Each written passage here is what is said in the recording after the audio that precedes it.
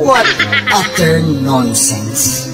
Hindi ito usapin ng talino, kundi ng kawalan ng prinsipyo, ng pansariling ambisyon, ng transaksyong pampolitika sa pagitan ng mga mahigpit na kumakapit sa kapangyarihan.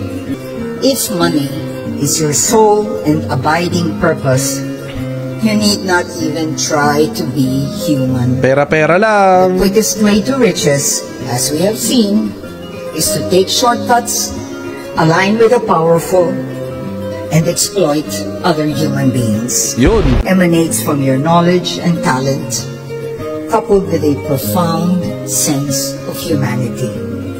Batch 2025, I wish each of you a happy, exciting, and meaningful future. Share your gift with others